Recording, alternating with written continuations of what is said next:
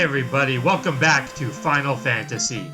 Where we last left off, we had ventured into the Marsh Cave, retrieved the crown, and then brought it to a king in the northern castle, only to have been tricked. It was actually the evil Astos in disguise, but we killed him because he was kind of a wimpy guy. Sort of. He's not super hard, but most of the bosses in this game are not particularly difficult. In regards to the bosses in this game, for the most part, the bosses themselves are not that tough. They're strong, yes, they're definitely stronger than most random encounters. But that's not really what makes them difficult. The thing that makes the bosses difficult in this game is having to fight them when your resources are completely drained. You'll have spent 30 minutes to an hour or so getting through a massive dungeon, fighting all these battles while finding your way through, collecting treasures, and every fight is slowly whittling you down. To the point where, especially if you're ill-prepared and don't know what you're doing, you're unfamiliar with the game and don't know what to expect, don't know how to conserve your resources for what's ahead, and be prepared for the boss, you suddenly get blindsided by this super strong enemy who preys on the fact that you're out of resources, you're on your last leg, and you're just trying to make that last desperate push to the end. But in order to do so, you have to get past this massive wall. That said, if you have conserved your resources, especially if you're you know exceptionally well what you're doing in the game, you were able to get through the dungeon super efficiently, or you were just using a thief to run away from all the battles, assuming you're playing a version of the game where the thief's luck is functioning properly, and you get to the boss at nearly full strength, then none of the bosses in this game are going to be difficult. And that's the thing with Astos, is Astos, I feel kind of, both Astos and Garland, I feel are built sort of the same way. We just talked to the elf king, the elf prince that got the mystic key. Anyway, I'll get to that, I'll get to the plot in a second. I got off on a tangent that I wasn't planning at all. But I feel like Garland and Astos are built in the same way, where, yeah, they're strong enemies, but they're not really hard as bosses. The only thing that would really make them difficult is the fact that you're out of resources by the time you reach them, or at least your resources are somewhat strained. Except in the case of Garland and Astos, that's not really so much the case. Garland especially, just because there's not much going on at that point in the game. So unless you tried to go at him straight away at level 1, and tried to do the whole dungeon before fighting him, he's just a guy who's a little bit stronger than the other guys you're fighting. And Astos, I feel like with Astos, unless you just don't know the boss is coming, in which case you might not feel there's a need to waste one of your tents or cabins right outside his castle, you might be a little bit worn out from getting to the castle, but it's not going to be nearly as significant as something like the 4 fiends that we'll be fighting later on. So that's my impromptu thoughts on the bosses in this game. They themselves are not inherently difficult fights, but they are really strong, and again, they prey on the fact that they come at you with this strength at the point or moment when you are most vulnerable. When you're on your last leg, and you really just need to be done with the dungeon, but before you can be finished, you have to get through this one final hurdle that's not inherently a substantial hurdle to cross, but the fact that you're having to fight him in such a weakened state is what makes it difficult, as opposed to a lot of other RPGs where they'll give you some sort of full heal opportunity before the boss, yet the boss will still be challenging and in fact expect you to be at full strength because they present a more what's the word I'm looking for? Not isolated, but a word like isolated.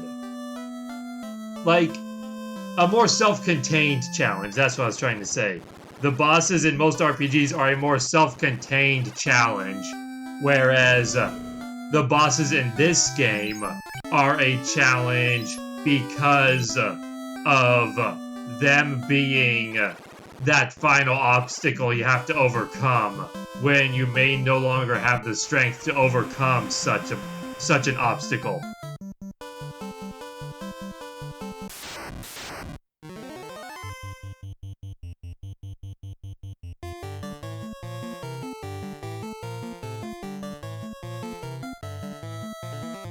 But I digress. Where last we left off, like I said, we went to the Marsh Cave, retrieved the crown, and revealed the king to be Astos, the Dark Elf, who had stolen Matoya's Crystal Eye and had cast a sleeping curse onto the Prince of Elfland, and was basically trying to take over the realm of the elves. But we defeated him, we got back the Crystal Eye, we kept the crown. We don't have any use for the crown at this point, but we held onto the crown. And then we headed up north to Matoya's cave to return her Crystal Eye. And in exchange... Hang on a second. Okay. And in exchange for returning her Crystal Eye, she gave us her herb, which we gave to the prince just now to cure him of his of the curse that Astos put on him. And then, in accordance to the ancient prophecy or whatever, he saw that we were the light warriors destined to save the world. So, in accordance to an ancient prophecy, he gave us the Mystic Key, which is a magical artifact capable of opening basically any locked door in the world. And so now things open up a bit. We don't really have a particular destination that we know of at this point. So what we need to do is go back to previous areas, any place where we saw a locked door. And there's a few of them. Most of them are optional. There's only one that's mandatory. But at this point in the game, that's kind of what you would be doing. You'd be trying to figure out, how does this Mystic Key equal progress? While also at the same time, going to previous areas that are optional to get whatever hidden treasures that might be locked away behind all these doors. So that's what we're probably going to be doing for at least a good chunk of this episode, if not most of or the entire episode. I don't remember how long it took me on this erstwhile run to get all the key stuff. So that's our current objective. Get the key stuff. Go back to previous areas and unlock the doors to get whatever item we need for progress. And also just a whole bunch of, I want to say upgrades, but there's really very few upgrades. Aside from some swords, that most of which will be redundant, because we'll be getting other swords as well that are just as good. Or swords that are weaker than the swords we already have. Or a few just really weird items, or maybe some armor that we already have, just in case we hadn't yet bought it at the shops. Stuff like that. Yeah, it's still worth it, I think, to grab everything. Not just because even the stuff you won't use, you can sell for money to then put towards other things that you might need, like heal potions or any spells you haven't yet purchased, or to get yourself equipped once you get to the next town. On top of that, it also gets you a little bit more experience, which is always a handy thing in this game. But if you're gonna be needing higher levels, you might as well be getting those levels while doing something instead of just walking around in circles.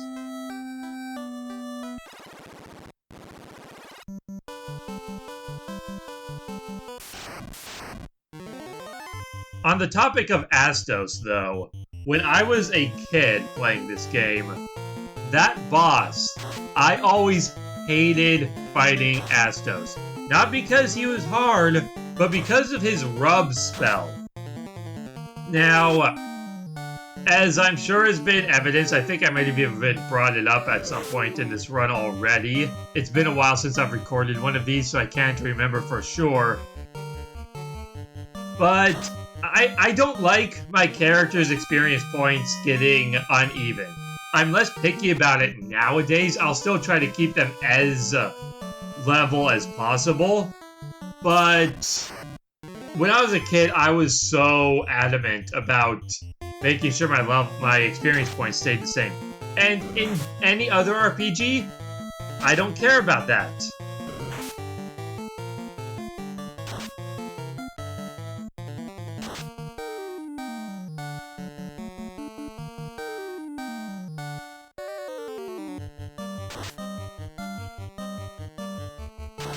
Audacity froze up there for a second, so I don't know if anything that I was saying for a moment got cut off.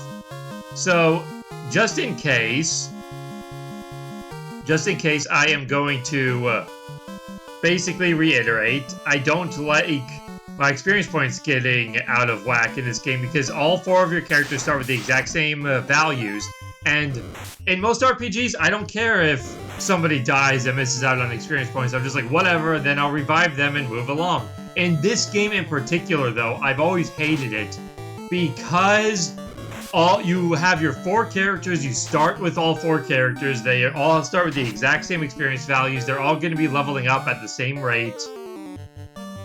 And I like them all leveling up together, especially because level ups in this game feel a lot more valuable than in other RPGs. Not that other RPGs necessarily have bad level ups, but because this game shows your stats when you level, and all your characters start at the same level, start at the same experience, and kind of are all comparable, at least early on, I like them all leveling up at the same time, so then I can compare their growth with each level. Like, I can see, oh, this guy got these stats, and this guy got these stats, and then I can compare them and see how my characters are growing, not only individually, but as a team. And when you get to a point where your experience points are no longer the same, that becomes a lot more difficult to do. The reason I opened that Falchion chest from the side is because I knew there were monsters in front of the chest. There are invisible battles in this game oftentimes in front of certain treasure chests or doors.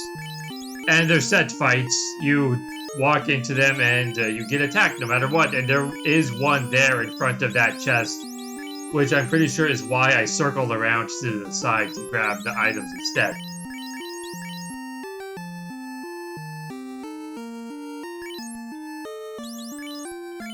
Anyway, back to the topic of Astos. So as a kid, I hated fighting Astos because of the rub spell. And as I was saying before I was maybe cut off, when I was a kid, I was very adamant about that. Nowadays, I'm less so. You'll still see some examples through this run, probably. I think we have already seen some examples, and I've probably already brought this up at some point. I can't remember for sure, because it's been a long time since I recorded one of these. So I can't remember to what capacity that came up. But usually if one of my characters is dead, I'll try to run from battles, unless I feel like I have no other choice, just so that character who's dead doesn't fall even further behind. But when I was a kid, if a character died, I hit the reset button. Plain and simple. I could be halfway through the longest dungeon in the game, and a character dies, I hit reset. Because I would not let my experience points get off balance, even if it meant losing 90 minutes of progress, instead of just winning the battle where the character died and then casting the exit spell. I would hit the reset button. And so with Astos, I hated fighting Astos because of the rub spell. There's about a 95% chance in that fight that one of your characters will die because of the rub spell. Because he almost always casts it. You have to get stupidly lucky for him to not cast the rub spell. And if he does cast it, the character he targets is pretty much guaranteed to die. So I would sit in front of that stupid castle for probably sometimes hours, just fighting Astos, watching one of my characters die, hitting the reset button. Fighting Astos, watching one of my characters die, hitting the reset button. And I would just keep doing that over and over and over again for however long it didn't matter how long it took. I would keep trying until I beat Astos without anybody dying. Just so they wouldn't be unbalanced to an extent that by the end of the game would be completely inconsequential anyway. Because it's such a little amount of experience points by like end of the game standards that if that's the only imbalance you have, your characters are probably going to be leveling up at the same time anyway, or if not, only one battle apart. But I didn't care, because I did not want my experience points to be off.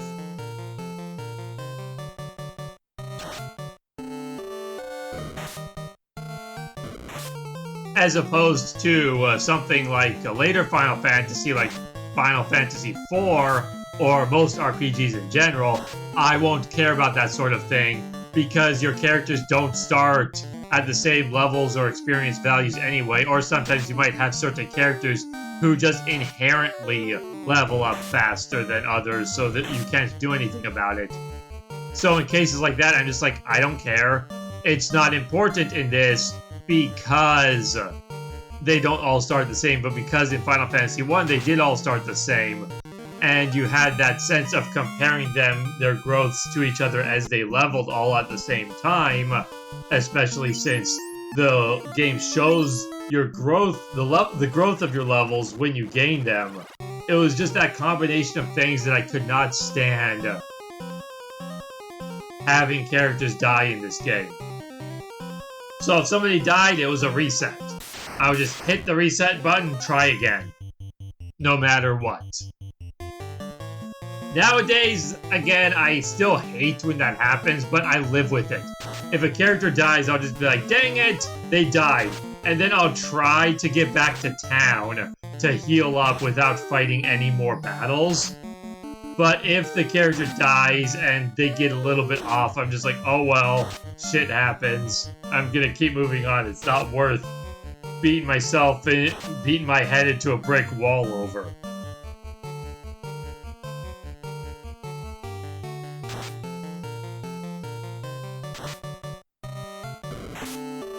Speaking of those past experiences with this game in particular, though, one thing I did have I did have more stories to tell about my history with Final Fantasy, and that's just one of them that we were able to perfectly segue from the Astos fight. But while talking about that just now, as you noticed, I brought up some other Final Fantasy games. And that kind of leads into one of my weirder points well, not points, but one of the weirder things from my childhood with this game. I'm actually going to step away to take care of something real quick before I get into that, just so I don't have to worry just so it's less likely that I'll be interrupted in the middle of the next topic.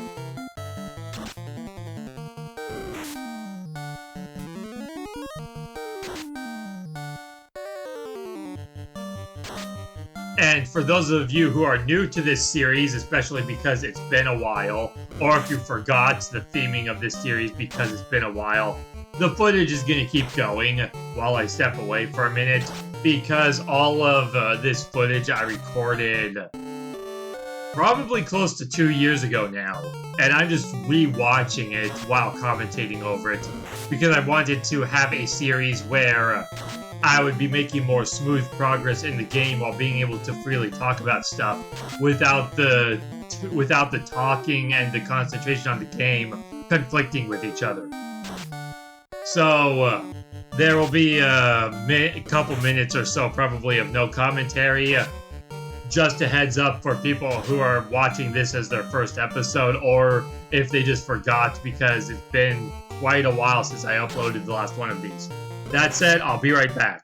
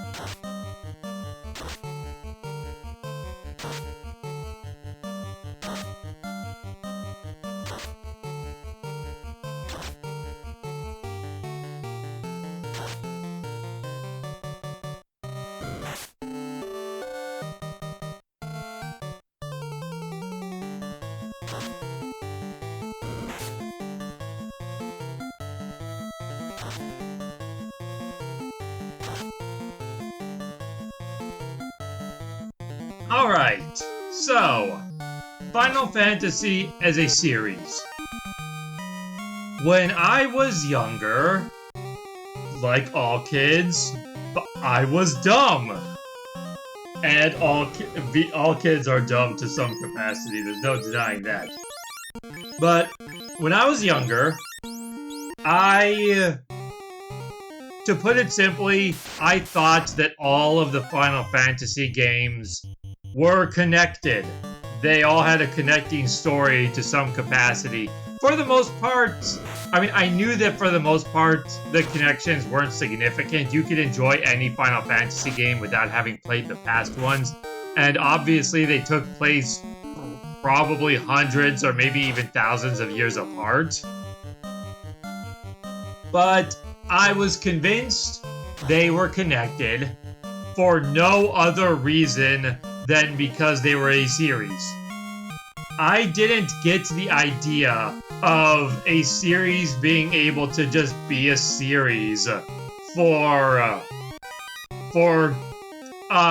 sharing themes or ideas or just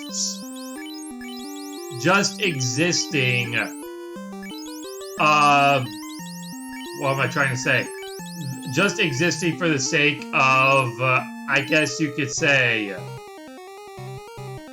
There's a term that I can't think of. Like, why is this escaping me? Maybe because I didn't get enough sleep last night, so I'm kind of bled today, but, a name? No. Like, oh my god, this is bugging the hell out of me now. Basically, I didn't think that a series would exist just for the sake of, oh hey, you liked the previous game? Well, here's another game with the same name. So now you'll want to try this one because it's part of that series that you like. That sort of idea of using a franchise name for marketing, that didn't exist in my mind. So and to me, to me, the way I saw it was, if games were not connected, then there was no reason for them to have the same name. They would have a different name. If Final Fantasy II wasn't connected to Final Fantasy I, it wouldn't have been called Final Fantasy II. It just would have been given a different name entirely. That's how I saw it in my head. And they could still use the same themes, they could still use the same types of job classes or monsters or spells. That didn't matter. You didn't need to have that franchise recognition in order to do that in my mind. You could just do it. It didn't matter. So the fact that they all shared the same name told me that they were connected. Otherwise, there would be no reason for them to be connected in my mind.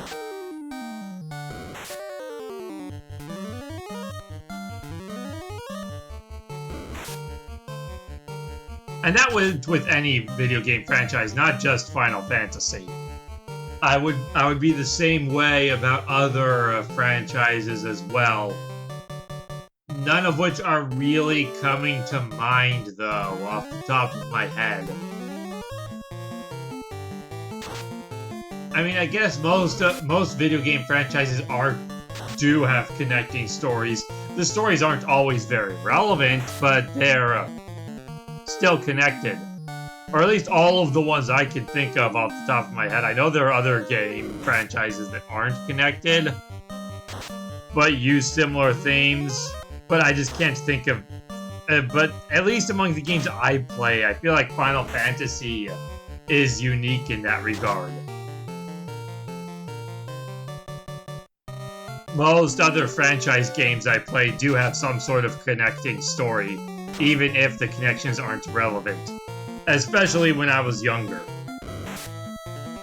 So I just assumed automatically Final Fantasy had to be the same.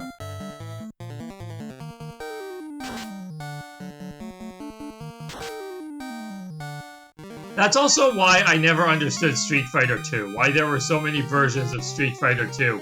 Because in my head, they were different games, they had to be different games, so I didn't really follow the plot in fighting games. Street Fighter was no exception. I didn't care about the plot in fighting games. Maybe if I did, I would have noticed that they were all the same plot. But in my head, I was just like, why are these all called Street Fighter 2? Obviously, they're different games, so they have to be sequels. Like, actual canonical sequels. So why are they all called Street Fighter 2? So that also didn't make sense to me. Not in the sense that why are they making so many versions of Street Fighter 2, but why do they keep calling it Street Fighter 2? When this is clearly Street Fighter 3, then Street Fighter 4, and so on.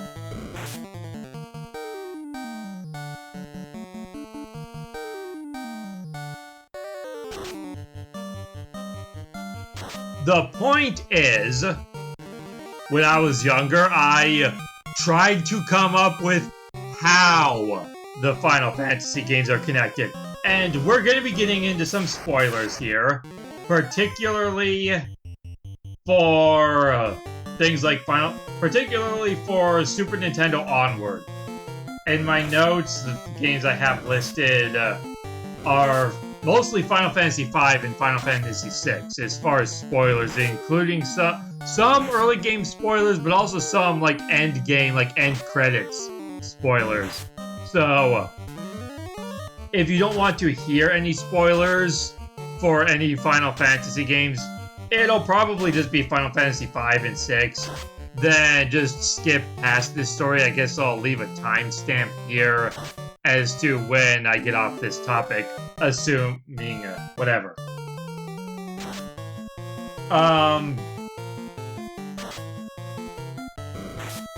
Right. So, when I was younger, I tried to come up with how are these games connected. And I came up with some theories that I think are decent. For example, one of the big ones was technology. If you look at the games at least from 1 through 8, Final Fantasy IX kind of backpedaled on the technology a bit and went for more of a medieval theme. But I feel like with Final Fantasy 1 through 8 in particular, they felt consistently becoming more technologically advanced. Like 1 through 4 especially are very much medieval fantasies. There is talk about ancient civilizations with advanced technologies and such, but these games have very medieval styled themes. They don't feel technologically advanced at any point in the stories with what you're doing or whatever. And then Final Fantasy V, well, Final Fantasy 1 through 3 especially, you don't see any, I hadn't beaten Final Fantasy 2 way back then though, just for the record. But with Final Fantasy 1 and 3 especially, there's not really any advanced technology. You start seeing some advanced technology in Final Fantasy IV, and then a bit more of it in Final Fantasy V, and then in Final Fantasy VI, you get to that point where technology is really starting to take hold on the world and replace magic. And then Final Fantasy VII and VIII are full-on futuristic, much more futuristic feeling worlds that still just so happen to use things like swords and magic and whatnot.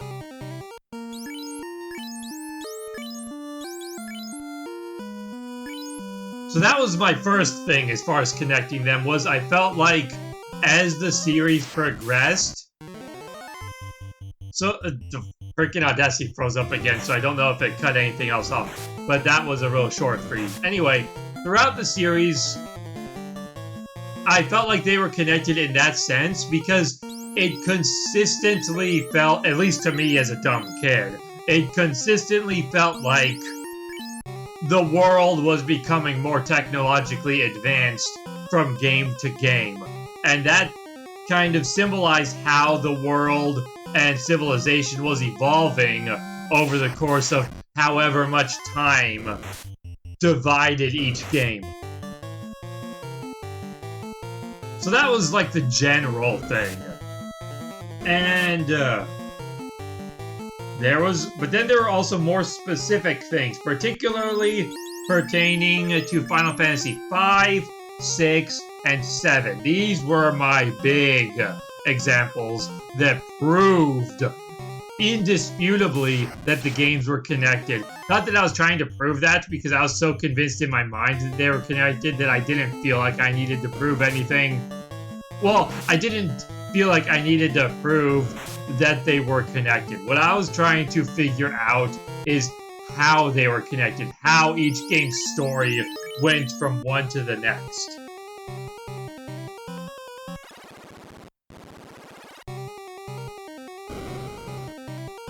And the big ones were with those 3 games: Final Fantasy V, Final Fantasy VI, Final Fantasy VII.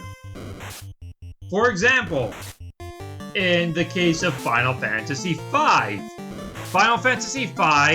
the story once again involves the crystals, as was the case with 1, 3, and 4. Again, I hadn't really played Final Fantasy too much. I believe I had played it.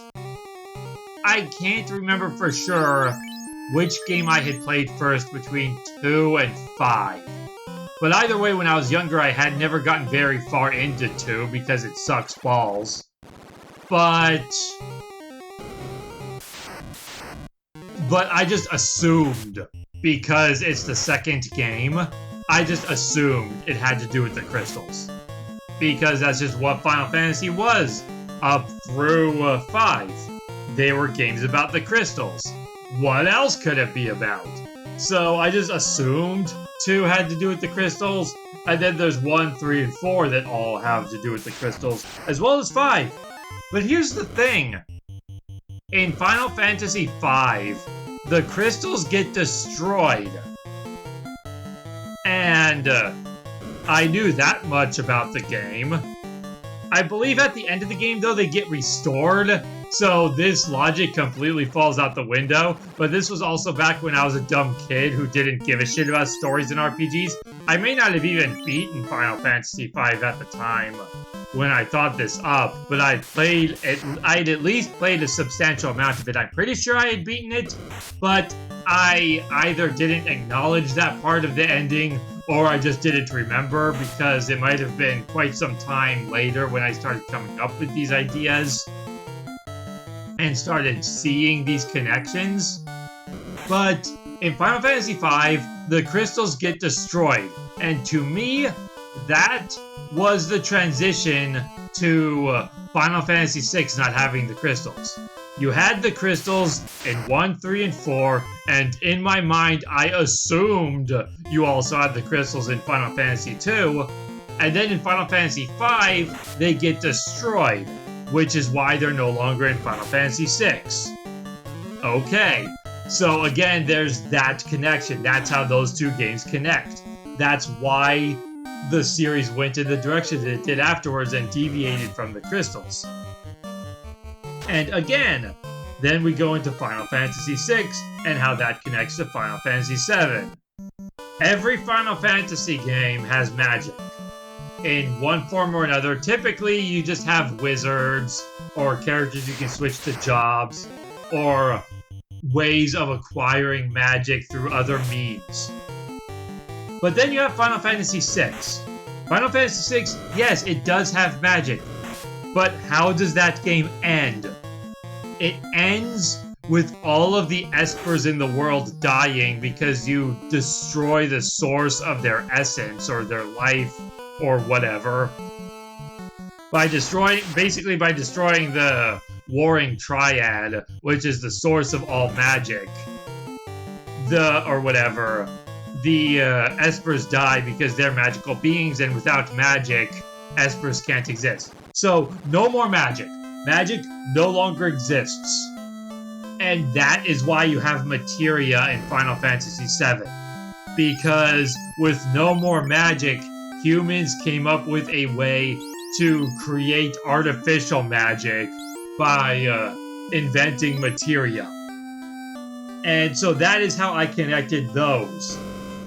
So those 3 games, that's how I saw they were connected. Final Fantasy V, the crystals are destroyed. That's why there's no crystals in Final Fantasy 6, 7, 8. And then in Final Fantasy 6, magic ceases to exist, which is why you have materia in Final Fantasy 7, because humanity, without magic, they came up with a way to artificially create magic. And then the drawing system in Final Fantasy VIII, I don't remember how I rationalized that. I think I just assumed that maybe at some point in the game, I didn't play much Final Fantasy VIII, because I didn't really care for it. I played a demo, and that was pretty much it. It just didn't appeal to me. It didn't appeal to me. But I figured that you have the drawing system where you can draw magic from monsters. So I figured at some point in the game there would be some explanation as to why magic is kind of returning, but it's only returning in monsters. Like, maybe it hasn't restored to the point where humans can use it, or maybe it's not magic in a conventional sense, but rather monster abilities that you draw on, rather than drawing on actual magic.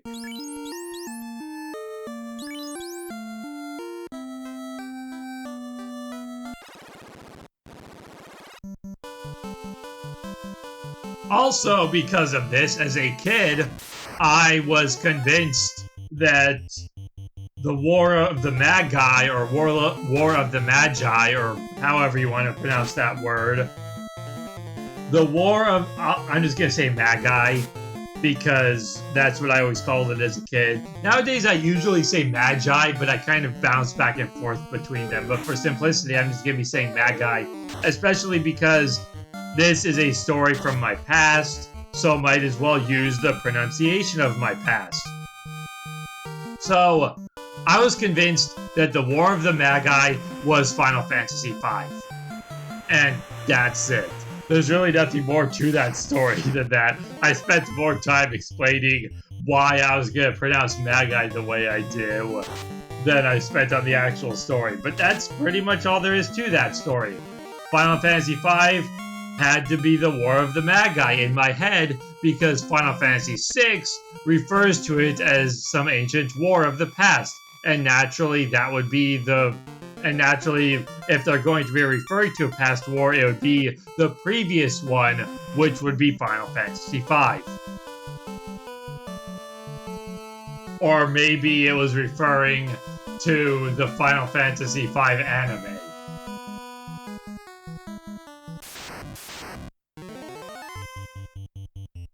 Which also had the crystals, despite my figuring that they were destroyed in Final Fantasy V, thus leading into Final Fantasy VI, so it couldn't have been related to the anime whatsoever. But again, I was dumb as a kid, especially when it came to stories in video games, because I didn't care about the stories in video games. Which is interesting that I came up with all this at all, despite the fact that I didn't really care about the stories. Just because I wanted, because even though I didn't care too much about the stories, at least while playing the games, I did find it interesting to notice these ways in which they were connected.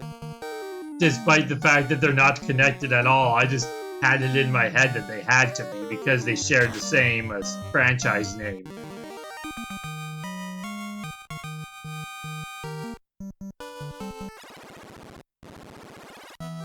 Let's see.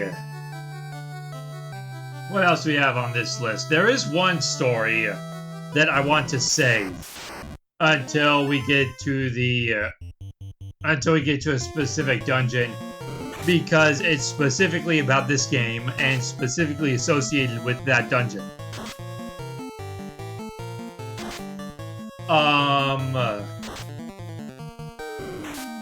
Also in regards to this game, the very first time I saw it was at a friend's house. I went over to his house and he was playing it. He was out at sea on his boat, and I think his team was the fighter, the thief, the black belt, and the red mage. And the reason I remember this, despite it having been at least 27 years ago, I still remember his party being that, because I remember the whole reason he had that party was because he figured, why waste 2 slots on magic users with both the white mage and the black mage when you could just have a red mage that casts both types of spells. So he decided to have the fighter, the black belt, and the thief instead. Here's the thing though, I don't think he ever beat that run, or if he did, he would have been at a really high level by the time he beat it. because the red mage doesn't learn the life spell. He can under specific conditions I don't want to get into too much yet, once you get further into the game, but he wouldn't have known that. And the only way you would discover that is to have foregone learning spells of that level until you get to that point, and then go back and try to buy those spells of that level. So he didn't have the life spell, which was causing problems whenever he would go to a dungeon and somebody would die. He couldn't revive them. So I don't know if he ever beat that run, or if he just eventually did, but had to get to a high enough level to compensate for not having life magic, as well as not having certain other spells. But I just remember his party because I remember that.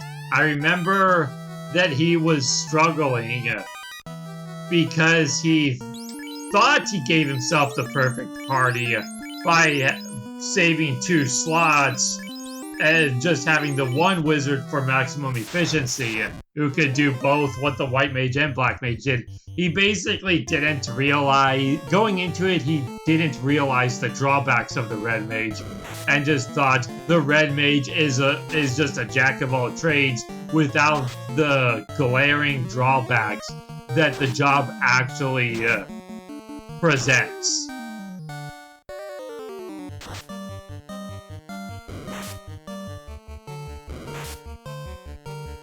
My formation in this game is really weird right now. My white mage is in the 2nd slot. That's so weird. Above the black belt, really? I mean, the black belt doesn't get good armor. I guess I just bought or found armor for the white mage that gave the white mage such higher defense to the black belt that it was better to put the white mage in the 2nd slot for the reduced damage as opposed to the black belt who has way more hit points but also gets hit harder each time he is attacked. I mean, you're watching this, you probably saw it happen, and I'm assuming that's what happened, but I'm only half paying attention to the screen, especially because what I'm viewing is kind of divided between the gameplay footage, Audacity recording to make sure it's still going properly, and then also every now and then just kind of looking at my notes, or just my eyes just wandering, or maybe grabbing a drink from my water bottle. So I'm only sort of paying attention to the gameplay. I see we're still doing the Mystic Key stuff, but I'm not sure exactly how many of the chests we've opened already. I noticed we did the Marsh Cave, and we're at the Temple of Fiends right now, and I also saw we did Elfland Castle, and I assume we've done Cornea Castle. Either that or we're doing that after this. I kind of go back and forth between those. Sometimes I'll get the Temple of Fiends first, sometimes I'll get Corneria Castle first, since they're both on the way to the same thing. I also got the Northern Castle.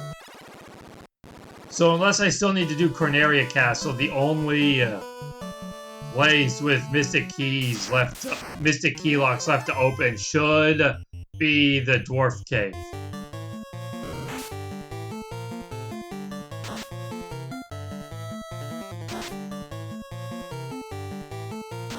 Anyway, so the first time I saw my friend, the first time I was exposed to this game was when I saw my friend playing it, and he was the same friend who introduced me to RPGs as a genre through Final Fantasy VI.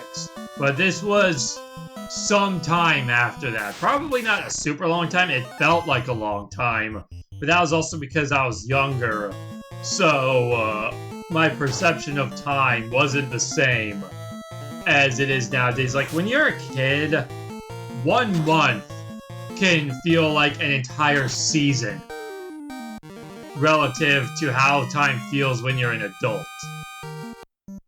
Like, when you're an adult, week after week after week will go by, and it all just kind of blends together and feels unsubstantial as far as the amount of time that's passing. Whereas when you're a kid, just 1 month feels like forever.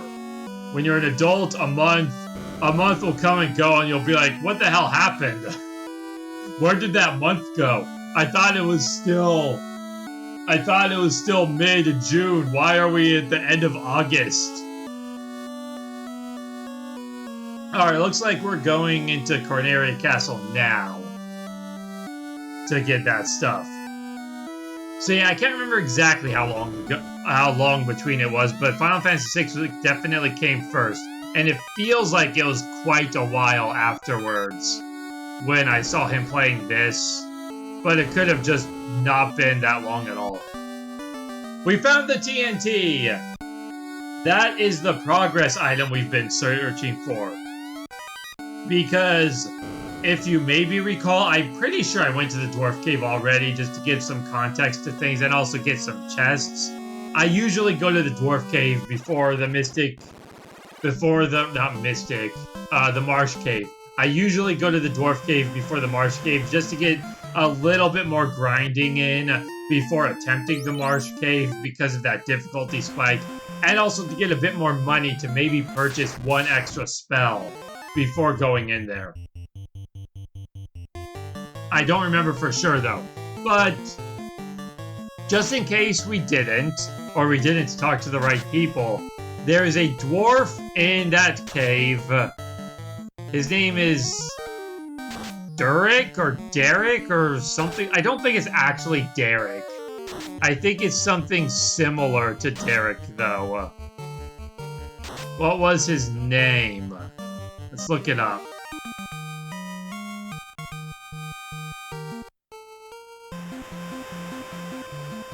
Opening internet. Can I look this up before I get there in the game? It's a race. I can't see the game at the moment because this window's blocking it and it's loading. With questionable internet connection right now, it looks like. Load!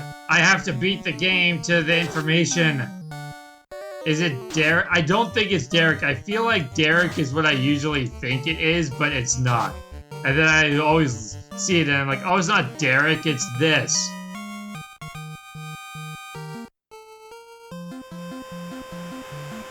Still loading the home page.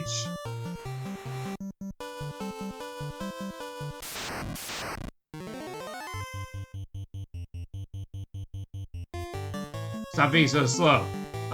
Final Fantasy. Oh.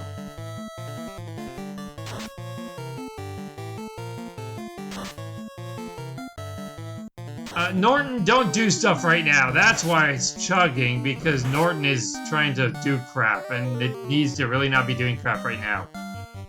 This is chugging enough with other stuff going.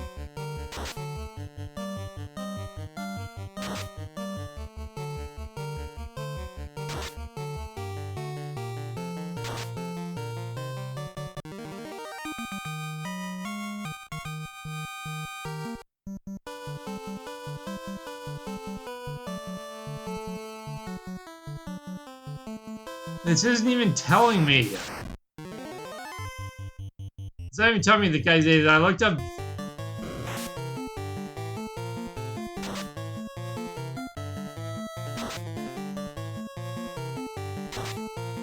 Where's the guy's name?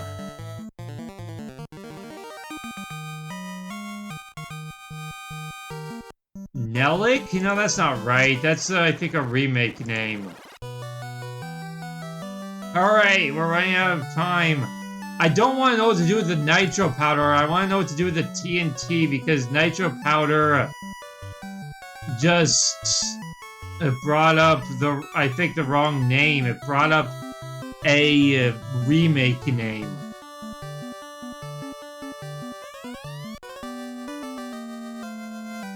I think it's Narek. That's why the translation was Nellic. And that's also why I usually think it's Derek, because Narek sounds like Derek, and Derek is an actual name. As far as I know, Narek isn't a name. Or at the very least, I've never seen the name Narek before.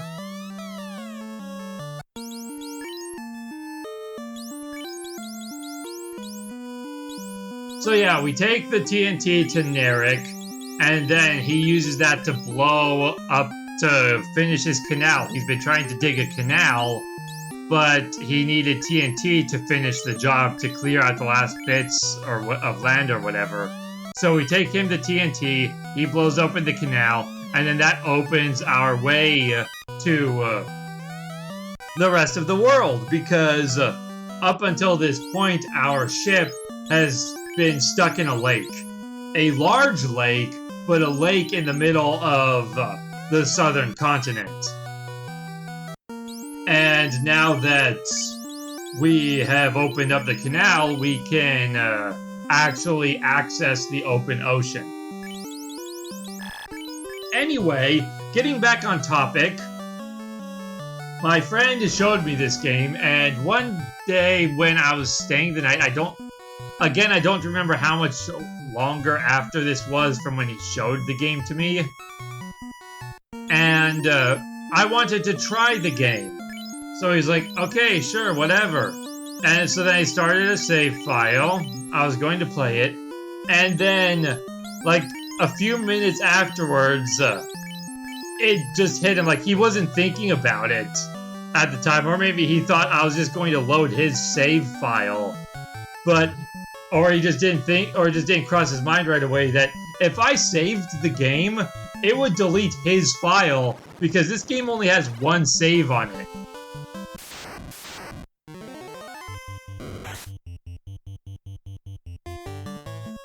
So like, while I'm still in Corneria buying my stuff, he steps in and is like, and says, actually, no, you can't try the game or whatever because of that, and he explained the situation, at least somewhat.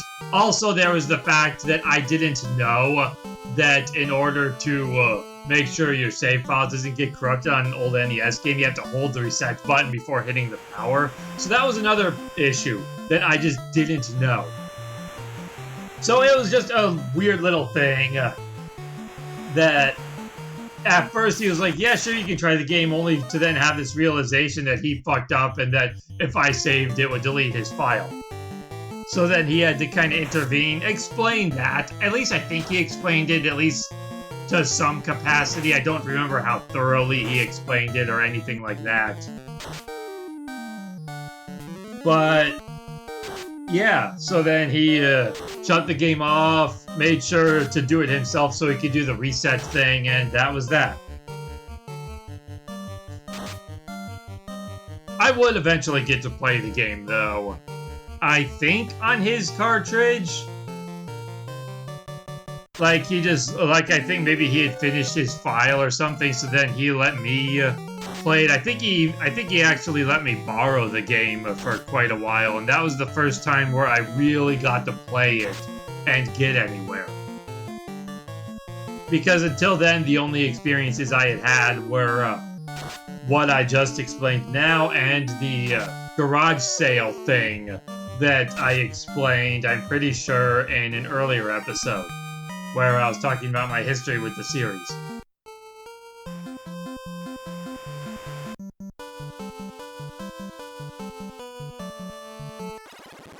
And speaking of that friend, there was also an incident with save files where he had a little bit of karma come his way in that regard. We were going to be going somewhere. I think it was Blockbuster or something like that. I think it was Blockbuster. And I was playing Final Fantasy VI at the time, and he's kind of egging me to hurry up and save so we can get going. And he was teasingly, like, going to the console like, I'm gonna shut it off, while I'm trying to save, and I'm panicking. And, so, he, like, has his hand on the power button doing, like, a countdown, and he said after the fact that he wasn't gonna actually turn it off, he was just teasing me, but I didn't know that. I thought he was actually gonna do it. I don't know why I thought that. I think he was just convincing enough, or either he presented it convincingly enough to make me think that, or I was just paranoid about that happening. So I get to the save point, and I'm just mashing the A button as fast as I could. And then right as it saves, he shuts the power off, and I felt relieved. Like, I genuinely felt like, oh, I just made it. So we go to Blockbuster, or wherever it was. I'm 95% sure from my memory that we went to Blockbuster. Or at least it was some other place in that direction. I can say that 100%. And we come back, and we come back to his house with whatever, maybe a game we rented. And he starts up the game now, because he's going to play it for a bit. And he sees that his save file is gone. And instead, there's my save file in the first slot. Because in rushing me and making me just mash the A button over and over again, I didn't have the time to click down to my save file to overwrite my save file instead of his. And I noticed that when it happened.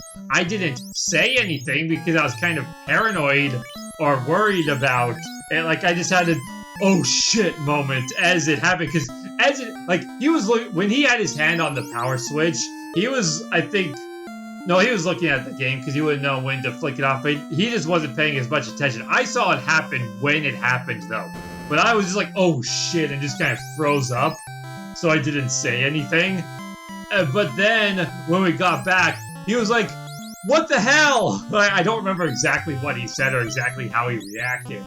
He was a rather civil person, though. Like, he didn't get really angry really easily.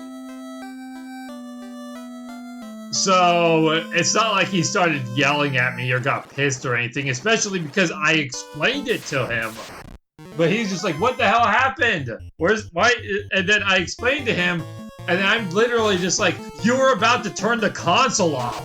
So I was just trying to save as fast as I could. I wasn't thinking about what save file was highlighted. I was just hitting the A button. And then he's like, well, I wasn't actually gonna do it. I was just messing with you. And it's like, well, I didn't know that. I was in a panic trying to save as fast as I could because I thought you were legitimately gonna flick the power off at the last second just to fuck with me. And then after that, I don't think he was mad about it because, again, he was a very sensible person and also shockingly mature for his age. Like, I actually became more mature looking up to him, even though I was older than him. Not by much, only by a few months. But I was older than him, but I still, at that age, looked up to him almost like a role model in terms of presenting oneself in a more mature manner, because he just seemed so mature for and sophisticated for his age. To the point where one time I called him and asked him, do you want to play? Like, I think that was, like, my exact wording, and he actually said, dude, and he's actually, I don't remember exactly how he said it, but he's just like, dude, we're getting too old to say play. Because we were probably 12 or 13 at the time. So he's just kind of like, dude, we're getting too old to say play. If you want to, at our age, we should be saying, you want to hang out. And from that day forward, I always said it like that. I don't think I ever again called a friend on the phone and asked them if they want to play. From that point on, I always would call them and ask if they wanted to hang out.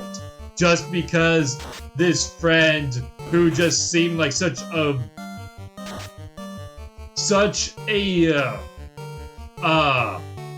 exemplary individual when it came to maturity for our age, that I wanted to be more like him, that I took that to heart.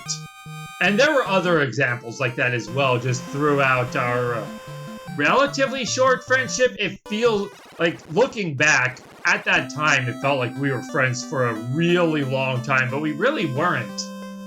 Probably only, like, looking back, 5, 6, 7, it was probably only about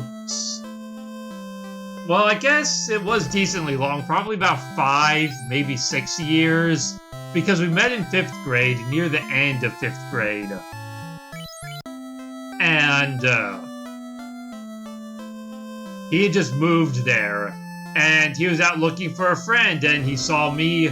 That's his story. He said he was literally out on his bike, going out, just trying to meet people, see if he could see any other kids his age, and make friends. And then he saw me playing on my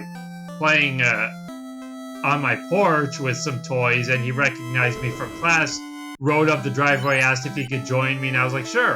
And we became friends from there.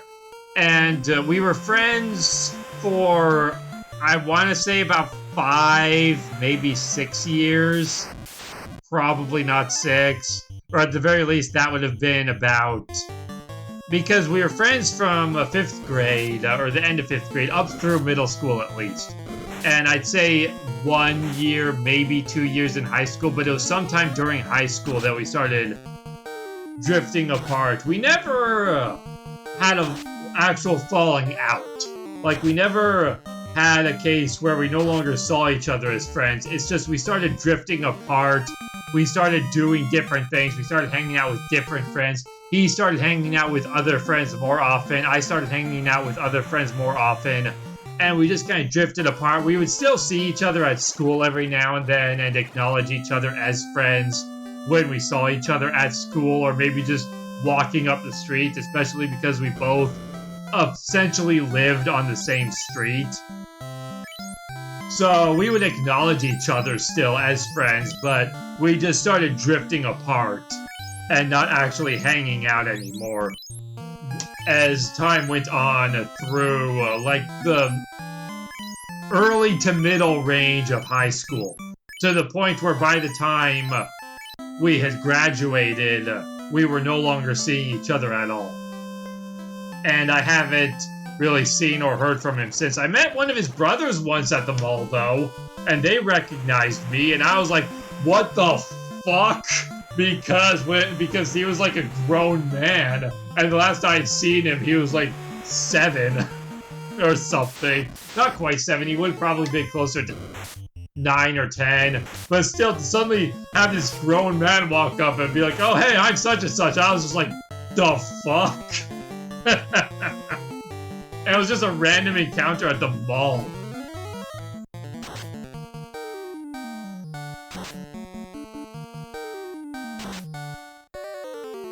Oh boy.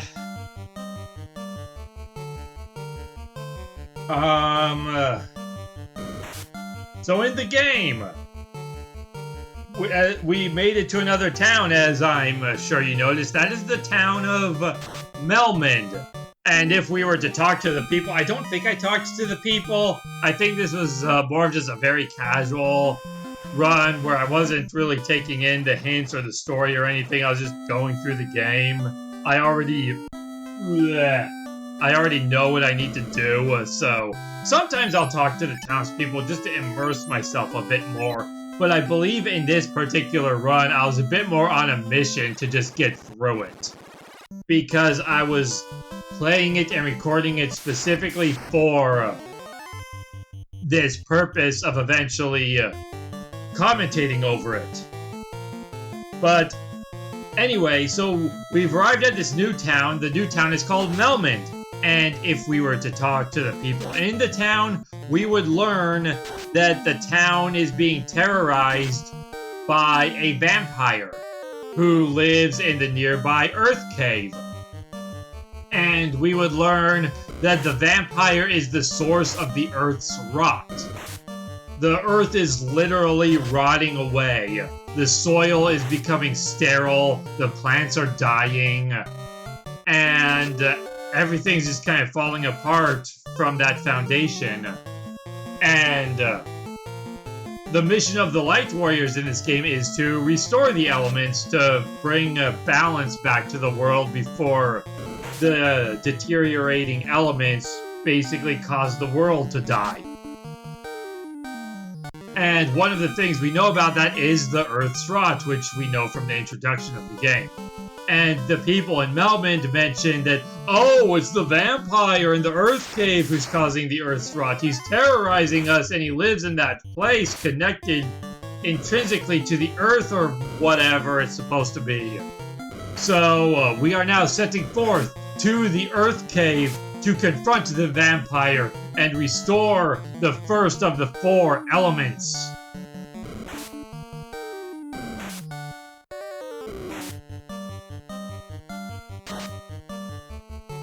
So that's where we currently are in the game as far as story goes. Just to kind of get you all caught up, especially for people who aren't familiar with this game and don't know what the plot is. That's basically an abridged version of the plot. Not that the plot is elaborate in this game anyway, but yeah, that's what's going on. We heard tell of the vampire who's destroying the land, and so we're gonna go kick his ass to undo the Earth's rot that he's been spreading. Also, we would have met a man named Dr. Un. Or Une, or whatever, I just say Un. And he doesn't matter right now. It's important to know that he's here because he plays an integral role in the game later on, and that's why I'm bringing him up. Just so you can keep his existence in mind for when he does come up and becomes relevant later on. Other than that, though, the townspeople are all just super generic, talking about the vampire and the Earth's rot. And I think there's also a dwarf, and maybe some hints of other towns. I don't think so, though. There might be somebody in Melmond who hints at the Circle of Sages, but I can't remember if that's a thing that comes up yet. So that's what we're doing. We're heading to the Earth Cave. I'm checking the map, making sure I'm going the right way, that I didn't turn too late or too early. There is the Earth Cave. And that is actually a dungeon associated with earlier. Earlier I said I wanted to wait until a specific dungeon to tell one of my stories. So we're just gonna wait until I get into that dungeon, and then I'll tell that story real quick. It's a short one for the most part, and then we'll end this episode off after that. And until we get there, though, I'm just gonna let the game run.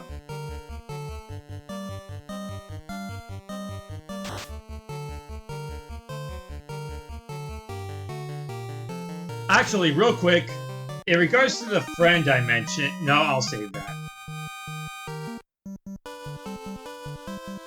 Unless I get in another battle. Looks like I'm just checking my resources, using a tent to heal up and save. And then into the cave. So this cave, at the start we see all these branching paths. Some of them lead to treasure, some of them lead to jack shit, and one of them leads to progress. If you look at those 2 paths leading to the left, though, those lead in a circle. And once you get into that circle, every step has you fighting giants. And giants are really strong enemies for this point in the game. We shouldn't be fighting giants. You can defeat them, but they are tough for this point. They are not... They're almost mini-boss levels of strength at this point in the game. First time I played this game, I didn't know that that area is known as the Giant's Tunnel, because literally, once you get to a certain point, every single step triggers an automatic battle against giants. And I didn't know that as a kid. I didn't know that was a thing. And I did it! I went that way, I got into battle with the giant, took another step, got into battle with the giant, took another step, got into battle with the giant, and I just kept going. I kept going because I kept telling myself, this can't keep happening. Like, what are the odds of every step this random battle triggers against these super strong enemies? And eventually, like, I don't even think I pieced it together until... Or it was... I don't think it was so much that I it took me a very long to piece it together. I just, like, every time I fought one of these battles, I kept telling myself, well, obviously now I'm gonna go up, it's gonna be done, and like I have the worst of it behind me already. If I go back, I'll get in more battles than if I keep going forward. And that wasn't the case because it goes on for so long. But I made it. I actually, completely unaware that it even existed, I War of Attrition myself all the way through the Giant's Tunnel. And I've never gone to that side of the map again in my entire life. That scarred me. I don't know if scarred is really the right word, but it stuck with me. I will never, unless I get Alzheimer's or something, or amnesia, I will never forget that. I could put this game down for 20 years, come back to it, have forgotten everything about the game, have it feel like a fresh blind run. I don't know if that would work. I feel like I know the game well enough that it would never again feel like an even semi-blind run. But if that did happen, and so much time had gone by that I didn't remember much of anything about the game, and it was essentially like a new blind run of the game, I will still remember that experience with the Giant's Tunnel and to not go that direction in the cave because of it. It just ingrained myself. That moment ingrained itself in my mind forever, unless something happens dramatic to my memory.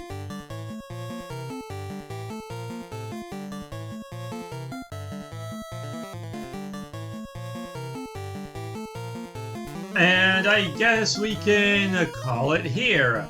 I still have a few more topics about this game I would like to, or about the Final Fantasy series that I would like to cover real quick. But this episode has already gone on long enough.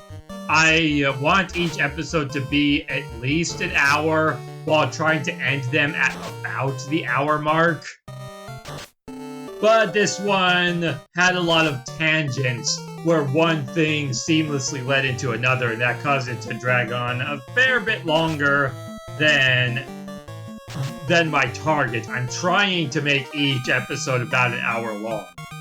And if they're a little bit shorter, that might just be because I feel like it'll drag on too long if I get into something else, or that happens where it drags on. But now I'm dragging on, talking about it, dragging on. That's how you know when something is really becoming rambly, when you're rambling about the rambling. So with that, we're just gonna end it right here with taking on this intimidating group of ogres. Next time, I'll probably wrap up the stories I have on my list. I'm sure there are other stories about the series. I have a lot of history with this series. It's just, memory's not perfect. Only very specific things are going to stand the test of time. If I were like 15 or 16, I could but my memories would be so much more fresh. I could probably get through the entire game talking about my stories and experiences with this series. But enough about those hypothetical memories. I can only use the memories that I recall, and as far as I can think, I jotted them all down. Maybe others will come up as we go. But at the very least, I want to get through all of the stuff that I thought of distinctly enough to write down in my notes. We have a few more of those to get through. And once we've done... There's also one I don't understand. It just says, first time save. I don't know what that means. Is that in relation?